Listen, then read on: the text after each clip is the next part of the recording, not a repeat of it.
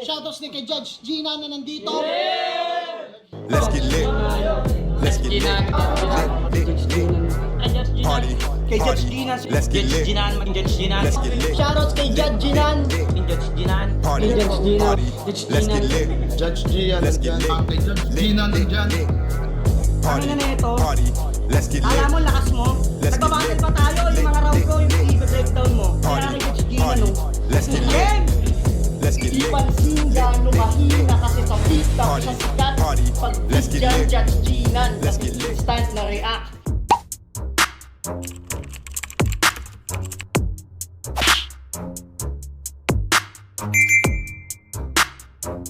In the yeah, put 'em in the yeah, yeah, yeah. If you feeling real good, put your hands in the yeah, put 'em in the yeah, yeah, yeah. If you feeling real good, put your hands. So what's up mga kumag, I'm back, ang inyong online judge. Walang iba kundi Judge Ginan. Okay guys, pang-pitong battle review natin sa first round ng tournament ng FRBL 1 of 7. At ito yung battle nila Asma at ni Doff. Si Asma, hindi ko matandaan kung na-review ko na siya, pero nagulat ako, undefeated siya 7-0.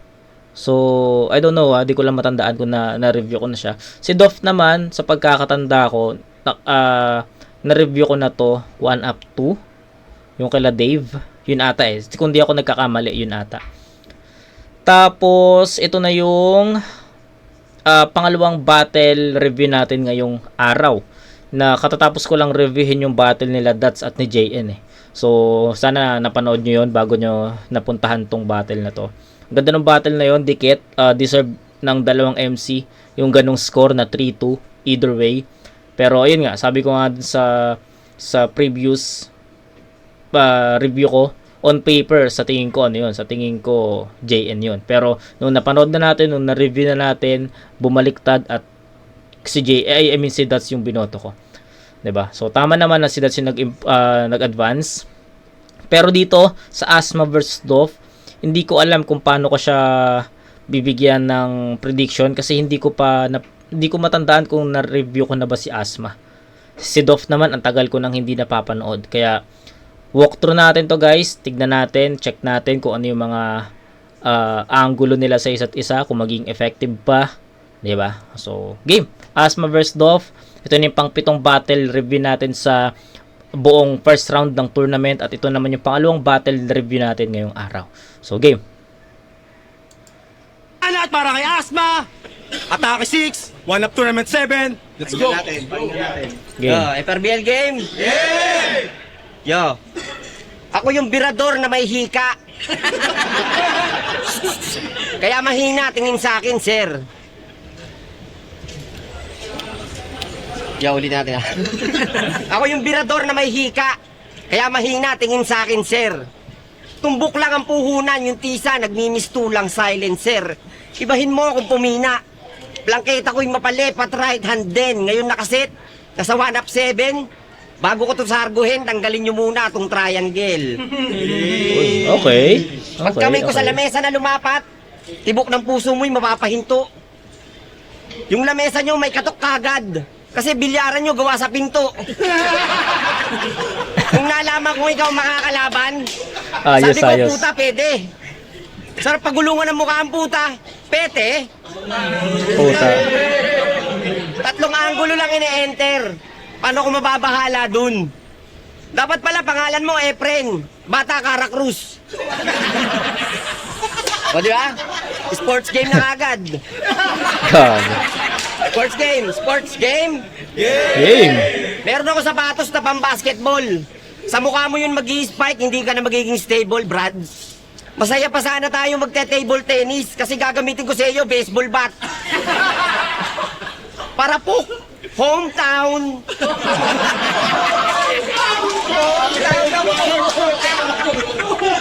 Oo, inib ako. Sadyang tinanggal ko yung run kasi di mo ko kaya mapatakbo. Nakita ko to sa tapat ng Mercury, mukhang taga-ibang planeta. Paglapit niya sa akin, sabi niya sa akin, meron siyang grinder na pambenta. Sabi niya, gumagana. Kahit mukha naman Dehins. Balak bang paikutin ng matanda yung batang maluwag na bearing. Tangina mo, di ba?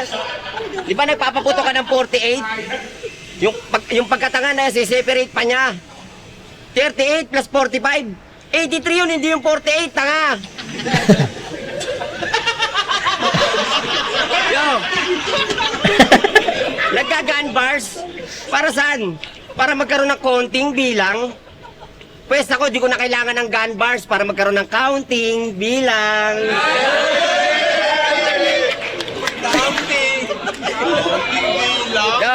Yo, gamay.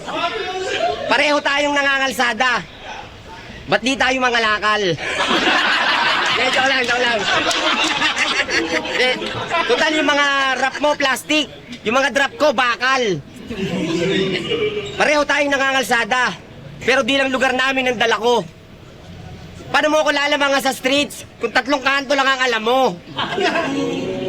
Huwag mong sasabihin nagmula ka pa sa Tondo at wala kang inaatrasan. Ang dami ko nang pinatras dun sa Rublo. Iba't ibang klaseng sasakyan. Kung panupitan lang nakaranasan, ako'y wala ng talo. Kasi yung pinatras kong sasakyan, ang laman pala, hurado. Fuck you. Let's go! Okay. Nagulat ako sa obra ni Asma. Kasi akala ko more on technicals yung baon niya, pero comedy pala. So nalinlang ako ni Asma sa appearance niya, no? Whew! 1-liner, 2-liners, 4-bar setup, lahat sa comedy nagland.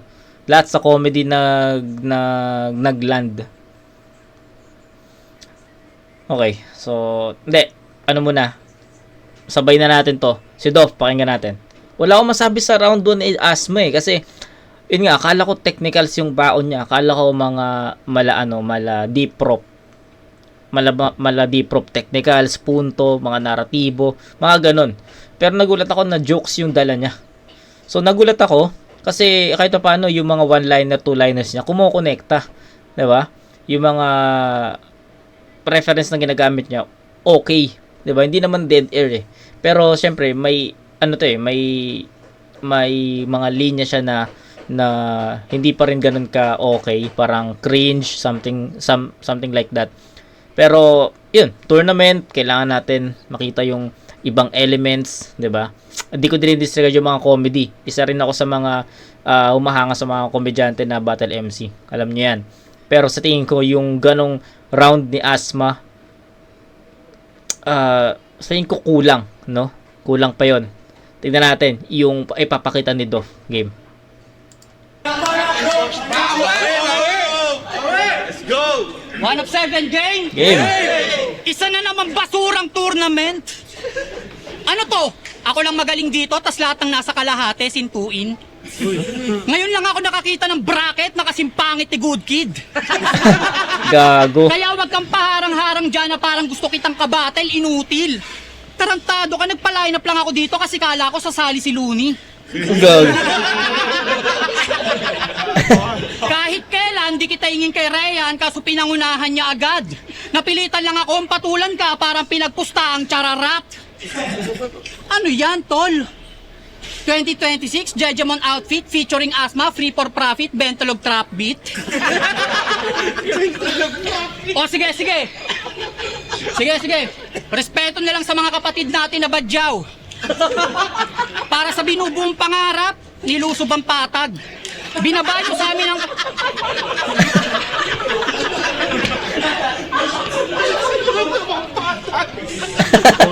Para sa binubuong pangarap, nilusob ang patag.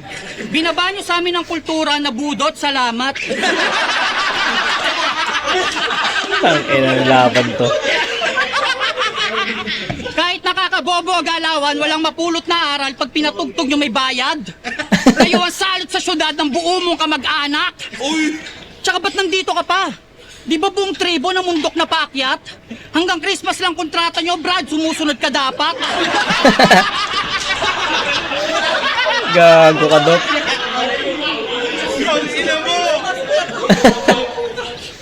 Hindi nagpapaiwan ka sa barko? Di ka ba marunong mahabag? Paano kung nalunod ka sa alat?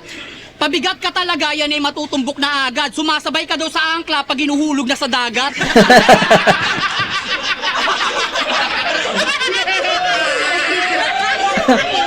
Dof.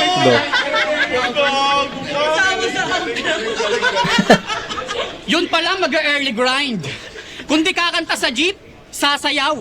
Wala pang bermas ang ngingina ng tag-5 barya. Mula nung maisaan mo ang tribong Mindanao, nakumbinsi na akong matalino ka nga. Ikaw ang pinaka-advance sa Badyaw kasi February pa lang nandito ka na. Dapat December. Hulaan ko. Hulaan ko. Freestyle ang ibabanat mo. Kasi ikaw ay talagang gago at malamang. Kala mo para ka ng si Saint Iser. Kaso masawig kayo ni Silencer. Tanginan to, pati simpleng freestyle pinipeke pa. Paano ka aabot niya ng finals, leche ka? Feeling mo ikaw ang Saint Ice ng FRBL? Ice Rocks pwede pa. Kung engot ka magsulat, huwag mo pilitin. Di yung pinapaniwala mo mga tao kasi yung ino-on the spot. Bakit? Ano ba resulta pag di mo masyado kinabisado mga wak mo na written? Eh di freestyle sa tenga ng mga bobo mag-rap. Pansinin nyo ha, pag ito nagsalita, pahinto-hinto ang tira, walang buhay mga linya at syempre mahina. Expected na yung freestyle ang hiya, freestyle na ni-ready sa nakita niya kanina. Maduming performance di na iba, kaya parang mabisa pag nakachamba ng isa. Pero mga punchline mo pre-medal lata, at yun ang totoo na nakakahiya. Di ako tamang sita, sinasagot ko lamang yung tanong sa mga utak nila na kung magaling ka sa biglaan, eh bakit hindi ka nakakabigla? Tong ina. Time. Okay. Dof yun guys, 9-7. Sige, 9-7 in favor of Dof. Eto, ano lang, mabilisan at simpleng judgment lang Sa round 1 ni Asma, nag-rely siya sa mga jokes. At kahit pa paano, naging effective naman yung mga one-liner, two-liners niya, yung mga four-bars niya, naging effective. Diba? Pero, buong round 1 niya, comedy. Round 1 ni Dof, andun yung comedy. 'Di ba? Tawa tayo ng tawa doon, yung Badyaw reference. 'Di ba? Okay. So for me, natapatan ni Dof yung mga comedy at entertainment ni Asma. So doon pa lang lamang na Sa tingin ko hindi nga niya napantayan mas lumamang pa siya doon So doon pa lang lamang na si Dof. Tapos may mga narratives pa siya, may mga punto pa siya na nilatag. So sa tingin ko isa yun sa mga rason kung bakit na-domina ni Dof yung unang ikot. So hindi ko muna ipe-perfect 10 si Dof dito, pero sa tingin ko kuwang-kuwa ni Dof yung round 1. So isa 9-7 in favor of Dof. Kitang-kita, klarong-klaro Dof yun. So round 2. Game. Dalawang balat para kay Asma.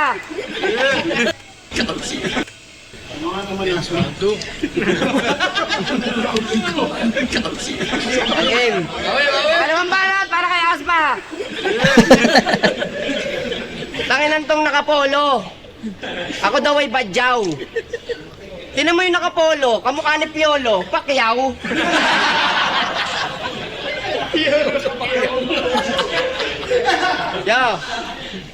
Puyat, pawis at dugo ang kinakailangan para sa gabing laban. Kung puyat lang, alam mong hindi ako nagtututulog.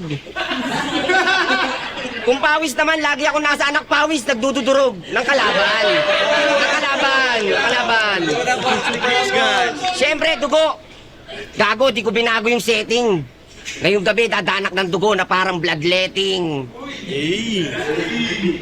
Sino ba sa amin na mas effective? Sa patagalan ng pagsisid, alam na.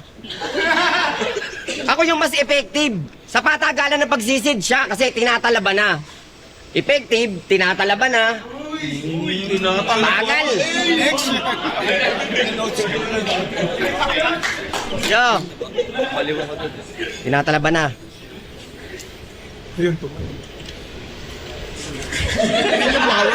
yung power. Joke lang.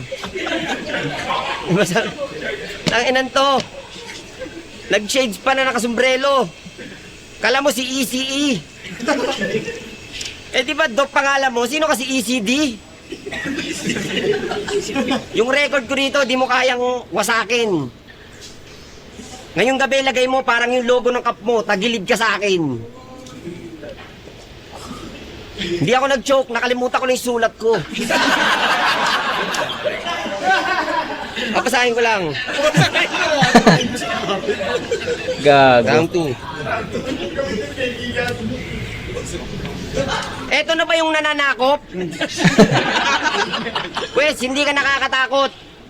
Mas nakakatakot pa sa'yo yung mga bata na namamahid ng kulangot. Tangina, ano ba gusto mo masakop? Tanong ko lang po.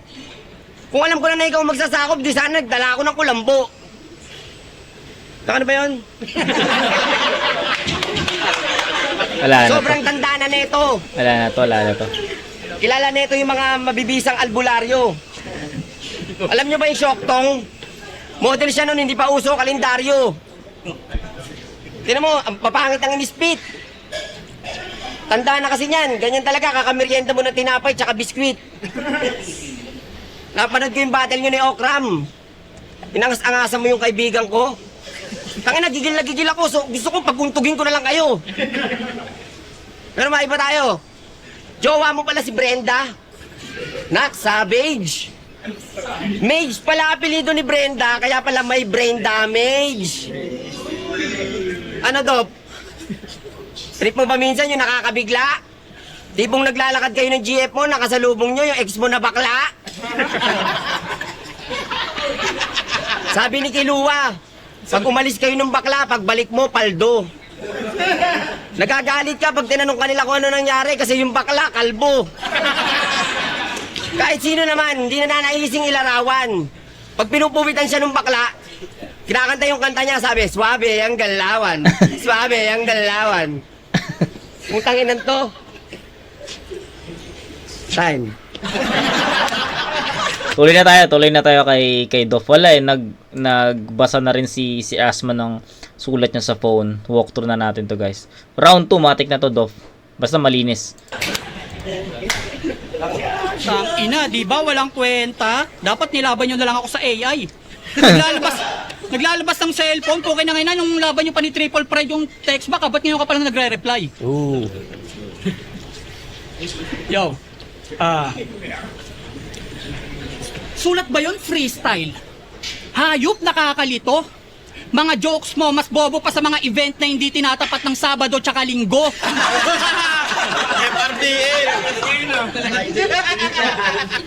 Kung inaakala mong nakakatawa ka kaya bantog ka sa inyo, tanga! Sadyang nasa ira ka lang talaga na patok mga sinto. Tas sasabihin mo kamukha mo si Gushon? Tingin nga. Oo nga no, kamukha mo si Kupra yung tumatalbog. Sakto, di ba nagpapagulong ka rin minsan? O hindi mas umaangkop, kaso lang di ka pwede maging tank kasi mga kinukuha mo na item, puro pampalambot. Ay hindi, baka si Goshen nga to, bagong skin lang. Ayos, kuwang-kuwa yung itsura kapag loobat si Asma. Di ka abnoy? Sus, maniwala. Sa mga katulad ni Denmark, ako magsisilbing frus mahiwaga. Papatinuin kita hanggang maalala mo yung panahon na wala ka pang tulak na kilala. Papaiyakin ko tong Gusha na to parang inagawan lang ng blue buff ni Laila. Kaya ka ML reference, guys, hindi ko gets yun kasi di ako nag-ML. Kakaasma, nagsasabu ka eh. Pati nung freestyle final, sabog ka sa puti. Ano ka, coke na may mentos? Walang yaka, tinitipid mo sarili mo sa gamot para sa droga at epektos. Paano gagaling yung asmo mo, mini-maintenance mo lang, Lola Remedios?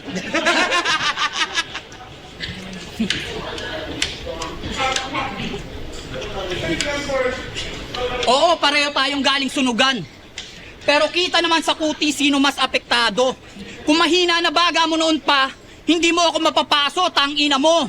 Ako pinakamayabang sa triangulo par. Di man kasing kupal nila aminado. Pero kung mahina na baga mo noon pa, nakikipag-ubusa ka ng hangin sa maling tao. Kasi pag ako inapura, para nila ako minadali na mabugbog ka gunggong. Pag ikaw inapura, mga kasama mo sa bahay di makatulog sa ubo. Ginawa mong rap ninyong diagnose na natunto ng doktor? Gago. Paano di ka magkaka-asthma? Nebulizer mo, nasusunog na gulong. Gumagawa pa ng group page. Bakit? Sikat ka ba? Pihikan sa member, gusto pa, puro babae. Nung di umayon sa plano, balita ako, sobra ka umarte. Bubuo ka ng fans club, asthmatic, tas nagtataka ka, ba't puro lola sumasali? Asthmatic? Paano ba naman? 400k views na't lahat si Ninang Meng, pero yung kumanta, hindi sikat. Tanginang pangit po palang inaanak. Di ka lang nabigyan ng pamasko ni Ninang Meng, ginawan mo na agad ng diss track. Pati si Ninang dinedelinkwente. Pagpasok ng Disyembre, makakaway, kala mo kandidato. Inaanak na putapete. Bumabati ka lang daw kapag malapit na Pasko. Dapat sa'yo hindi binibigyan kahit tig-20. Yung kamay ni Ninang Meng ni hindi mo maimano. Parang unang pagka-presidente. Allegedly, hindi mo daw deserve yung aginaldo. Kaya sasagasaan kita mamaya pagtapos ng battle na to. Atras abante, mga 50. Kukunin ko yung bangkay mo, tas ipapagiling ko para mas pira-piraso. Pag okay na yung karne ng tanginang to, lalagyan ko ng carrots at pampalasa para mas masarap kung tikman nyo. Papagulungin ka sarap bago iprito sa sariling mantika mo. Hanggang maalala mo ulit si Ninang Meng, yung pinakamaraming inuwi na Shanghai nung binyag mo. Okay, so huwag natin explain yun. Kitang-kita naman na kay Doff yun. Mas handa si Doff, mas effective yung mga sulat niya. And yun, mga references niya, yung pagiging well-rounded ni Doff na showcase niya yun dito sa una at pangalawang ikot. So, pero sa tingin ko mas malakas pa rin yung round 1 ni Doff compare dito sa round 2 niya. Although same pa rin naman same ng arrangement ng sulat, andun yung mixture ng technicals at ng mga punto at yung mga paggamit ng mga angulo at references pati yung mga jokes. Pero sa tingin ko mas balance yung unang ikot, mas effective yung unang round, no. So I'm not saying na hindi effective si Doff dito. Mas malakas lang yung unang ikot. Pero sa kanya pa rin naman to. No debate, no. 8-6 in favor of Doff. 9-7 sa round 1, 8-6 sa round 2. So,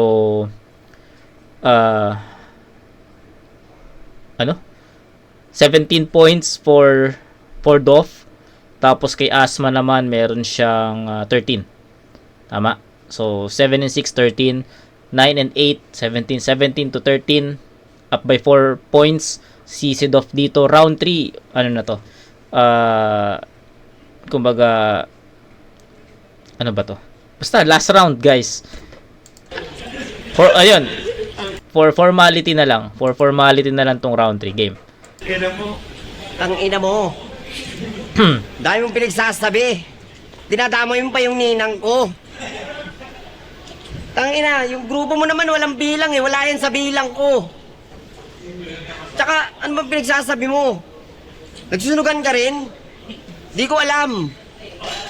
Wala akong pakialam sa mga ganyang hugis ng bagang. Wala sa hugis ng mukha ang tunay na pakikisama. Minsan nasa talas yan ng mga maaangas mong barkada. Tangina mo, yung mga tao rito wag mong binobobo. Walang mandadayang kiluwa, kaya walang papasa na Leorio. Sabi pa kay Dave Denver, gusto ko umabot ka sa finals para mapanood mo yung battle ko. Ayun, talo. Tanginang hassle mo. Ngayon, naabot ka rin sana sa finals kundi ako nakabattle mo. Kala mo, ganun lang kadali lang. Tangina, kupal. Sa akin to, hindi makakasira. Sarap tirikan ng kandila. Walang panlasa, wala kandila. Tangina mo, ang ganda ng forma mo, ba't di ka kumandidatong Konsi? Mananalo ka lang naman kasi ang lakas tumawa ni Tonsi. Kupal. Tangina mo. May syota kang bakla, huwag ka na mag-deny pa pre. Alam ko iniwan mo yung bakla, pinupubitan ka na kasi. Time. Tuloy. 7-1 na. Tuloy. O, di ba? Di pa tapos, may resulta na, no? Kasi nga, gusto ka na talagang matalo ni Rayan. Kaya sa akin kaagad niya napiling itapat para matigil ka mag-rap. Kasi kahihiyang ka daw sa liga. Nakakadiri daw magkaroon ng undefeated na WAC. Tangina, 7-0 nyo dito. Sino ba mga nakalaban na ito? Sino? Si Legit Kumana? Ano yon? Mga may initial na LK tulad ni Lipcram, mga banure na deputa. Dinaya mo lang naman yung freestyle nyo, puro ka pre-med, ang lupit mo din, kupal. Gusto mong bumilib ako sa'yo? Kung talaga magaling kang magulang ka, ampunin mo si Kiluwa. Sino pa? Si Jezu? Ano yon? Pag nagdi-deliver, kala mo nagbabalitang walang gana? Sa battle lang siya walang shades pare, tas magmamagaling ka. Wala lang sa kondisyon, wag kang tanga. Hindi lang siya nakapag-ganja kasi halata siya sa mata kapag wala salamin niya. Sino pa? Sino pa? Si Dodong Saipa? Ano yon? Patubo pa lang ipin nun, pinatulan mo na? Anong kala mo doon, mabangis yun na baby, pang Dragon Ball GT? Eh hindi lang naman siya mabenta nung battle nyo kasi mas inuna niya yung mga bumibili ng bagoong chili. Sino pa? Si Paldogs? Ano yon? Magaling lang ang babae sa kuto batinala. Hindi daw sineseryoso mga tulad mong supot na binata. Kung si Paldogs tatatuan mo sa suso, ulo ng tinapa. Ikaw tatatuan ko sa loob, buntot ng tilapia. Sino pa? Si Triple Buy? Ano yon? 3 Bisaya sa isang katawan? Paano kanya malalamangan? Kung usapang talento, di kanya kayang masabayan. Eh, undefeated ka, ganda ng record mo sa presinto, 8 pitaka sa isang nakawan. Sino pa? Sino pa? Sino pa nga nakalaban mo? Si Dykes? Ano yon? Putang ina niyan. Yung panga niya ang panga sa salitang pangalso. Kamukha niya si Yornero pag biglang nakalbo. Pero pareho kayong wak sa alitang dala nyo. Kala mo onsehan sa sobrang pangit ng palitan ng bato. Sino pa? Sino pa? Meron Last. pa isa eh. Sino yun? Si Jericho? Ano yon? Pupunta ng event si simple-simple, nagfi-feeling may buga. Di mo malaman kung makikipaglibing o siya mismo yung ililibing ang puta. Nung battle yun, naka-plain white t-shirt lang. Ano yun? Boboy, hindi rin naka-forma. Yun na, tangin na, 7-0 na. Tangin na. King ina nyo, simot lang talaga ang tunay na undefeated, wala nang iba. Kaya ikaw, di porke wala ka rin kahit isang olats, pwede ka nang ikumpara kay Tom. Kung inakala mong kahanay ka na ni Man Tomas, para mo na rin sinabi na yung ketchup pwedeng isarsa sa lechon. Sarap pa yun? Yo. Tsaka lahat ng laban ni Mot magaling siya. Kaya siya undefeated. Ikaw, wala ka nakalabang magaling kaya ka undefeated. Nandito ako para paliwanagan ka na. Di ka parang si Mot. Para kang style ni Mot kasi kabaliktaran ka niya. Tapos Pwede. ano yung grupo mo? 785? Asan yung 6? Ano yan? Samahan ng mga Bisayang Virgin na di pa nakakaranas ng 6? Wala na kayong pag-asa mga supot! Makalamas ng breeze. Talagang bugok ang mga itlog o mga literal na malas sa chicks. 785? Bakit number? Ano yan, para kunwari 187? Ang sasagwa nyo hindi bagay.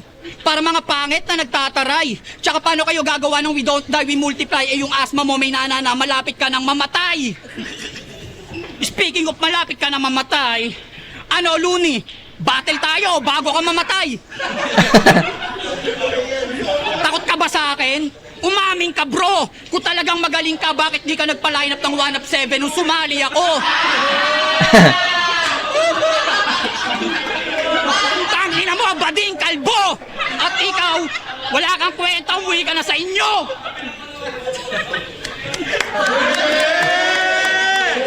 Yo, yo, yo! Yeah, klaro, Dof yun. Score na lang ang ano natin, score na lang. 988 siguro para sa akin, para sa all 3 rounds ni Dof. So that's 25 points for Dof. Kay Asma naman 766, 1219. Tama. So 25 to 19 in favor of Dof all 3 rounds. Klaro naman eh. So pinanood na lang talaga natin yun, winok through natin. So klarong-klaro Dof yun. Floodway Rock Battle League! Ang laban, Asma No, Boto ng Hurado, 3-0 3-0. para kay Dope! Yo, on the brand, triangle. yo, binabati ko si ano, Pop. Yo, Vicente. Popoy G, tol. Balik ka na rito. Yan lang. Salamat. Bawi ako. Yo, Vicente, round 1, parehas sa round 1 nila. Ang ganda ng round 1 nila. Parang, men, nakaka-enjoy lang, tol. Sobrang saya na, na 1-up-7, Asma versus Dove. Siyempre, kilala naman natin sila parehas. Bale, para sa akin, tinabla ko yung round 1. Pero yung round 2 and round 3 kita naman, kahit i-disregard mo yung pagbabasa ni Asma, knowing na freestyler naman siya, diba? Pero yun, lumamang pa rin para sa akin sa angle si Dove. Mas maganda yung pagkakalapit niya ng mga scheme tsaka multis niya. Then, si Asma, tol, parang yun, basta 2 and 3, binigay ko na siya kay Dove. Ayun yung props kay Asma, pero yun, 2 and 3 ako, round 1 tabla kay Dove. Yun, binigay ko yung boto kay Doc. Ganda ng panimulaan niya, ni Asma, putang na sa akin. Pero, yun nga, labang pang talaga si Doc sa palitan. Yun yan, wala nang makakabang sayang, nagbasa si Asma sa round 2. Spider wala na rin sa round 3. Kaya, yun, all 3 rounds. All 3 rounds. Yun, entertaining yung battle nila, pero kita naman mas handa si Dove. Kaya binoto ko si Dove. Pero entertaining yung laban na yan. Solid. Yun. So, yun, klaro naman, no? All 3 rounds, Dove. So, di na rin ako magdadagdag ng other explanation. And congrats, natapos natin yung battle na to. Etong 7 battles sa first round ng tournament. May isa pa. Pahinga lang ako, guys. And reviewin natin yan siguro maya-maya. 'Di ba? So, yun. Yo Topak versus Rag coming up next. Pero, nakadalawa na kasi ako ngayong araw. Pahinga muna ako. So, congrats sa atin. Natapos natin tong battle na to at natapos natin yung 7 battles sa first round. So, yun. Kita-kits sa next na review, mga kumag. Peace out.